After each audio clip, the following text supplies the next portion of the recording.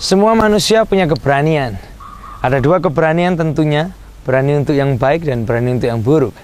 Untuk berani yang buruk kita semua nggak perlu belajar, dengan sendirinya kita bisa. Tapi untuk berani yang baik, seringkali kita perlu didorong, kita perlu belajar, kita perlu lihat sesuatu. Dan tidak jarang untuk keberanian yang baik, kita menemukan diri kita malah takut. Dan seringkali kita takut untuk melakukan keberanian yang baik. Salah satu contoh mungkin dalam bisnis, untuk bermanuver, untuk membuat bisnis makin maju, kadang kita malah ketakutan. Padahal itu untuk berani yang baik. Atau untuk meminta maaf ketika sebuah hubungan menjadi regang. Bukankah itu berani yang baik dan seringkali kita menjadi takut? Atau untuk merendahkan hati dan menyapa seseorang. Bukankah itu berani yang baik dan seringkali kita menjadi takut? Tapi ketika kita semua bergumul tentang ketakutan ini untuk melakukan keberanian yang baik, saya mengingat sebuah cerita dalam sejarah Ibrani, seorang yang bernama Naaman. Naaman bicara keberanian, dia sangat berani. Dia adalah seorang panglima tentara, berarti dia memimpin pasukan untuk berperang dengan pasukan yang lain. Ketika dia harus berperang dan menghadapi pedang, dia tidak pernah takut. Ketika dia menghadapi tombak, dia sudah terbiasa dengan itu. Menghadapi anak panah, dia sudah sangat-sangat terbiasa dengan itu. Dikatakan dia orang sangat berani. Dia orang yang mungkin salah satu orang terberani di kerajaan Aram di zaman itu. Tapi ketika dia menjadi sakit kusta, kemudian hambanya berkata, "Hei, datanglah ke seorang nabi." Ketika dia sampai di rumah seorang nabi, Nabi Elisa, bukan nabi yang keluar, tapi pembantu dari nabi tersebut yang keluar. Dan pembantunya berkata, "Hei, bosku," atau Nabi Elisa, dia berkata, "Kamu disuruh menceburkan diri ke dalam sungai Yordan selama sebanyak 7 kali.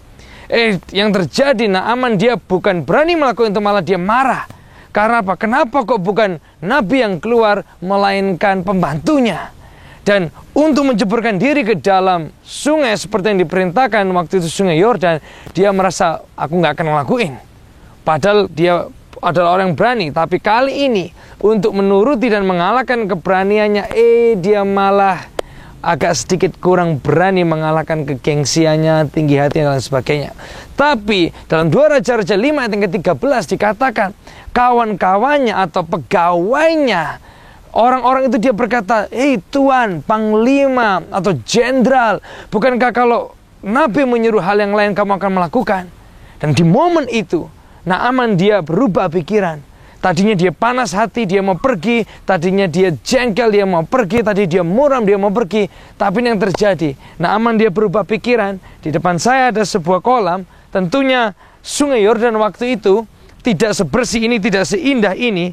Tapi yang Naaman lakukan, dia berani mencelupkan kakinya. Dia melangkah, dan dia melangkah lagi, dan dia melangkah lagi. Dan dikatakan, dia membenamkan dirinya sebanyak 7 kali. Dan ketika dia membenamkan diri yang pertama, dia harus berani mengalahkan keangkuhannya. Dia membenamkan dirinya lagi, dia harus berani mengalahkan panas hatinya. Dia membenamkan dirinya lagi, dia harus berani mengalahkan gengsinya. Dia membenamkan dirinya lagi, dia harus berani taat. Walaupun yang menyampaikan firman itu bukan seorang nabi, tapi keluar dari mulut hambanya. Dan ini tantangan saya, ketika kita semua punya momen, seharusnya berani untuk yang baik, tapi kita tidak berani. Ini pertanyaan saya yang perlu kita pikirkan. Siapa yang ada di sekitar saudara, yang akan mendukung saudara, yang akan mensupport Anda, yang akan menepuk pundak Anda dan berkata, "Hei, itu hanya." Siapa di antara kita, mungkin pegawai kita, keluarga kita, anak kita, kawan kita, komunitas kita, siapa yang akan ada di dekat kita, yang akan menepuk pundak kita ketika kita satu langkah akan berbalik dari mujizat kita?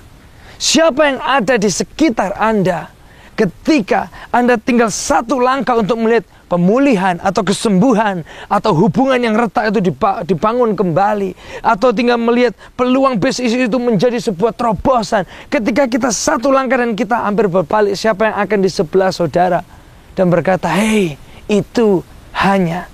Naaman, dia punya pegawai yang berkata, "Itu hanya."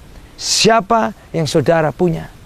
Ketika saudara belum punya komunitas rohani, atau keluarga, atau kawan-kawan yang dapat mensupport Anda untuk sesuatu yang baik tentunya, berani yang baik, saya berdoa di hari-hari ke depan ini, Anda akan menemukan komunitas, atau satu tempat, atau orang-orang yang Anda bisa sebut keluarga, Ketika Anda mau melakukan keberanian yang baik dan Anda mau mundur, mereka akan ada di belakang Anda, menepuk Anda dan berkata, itu hanya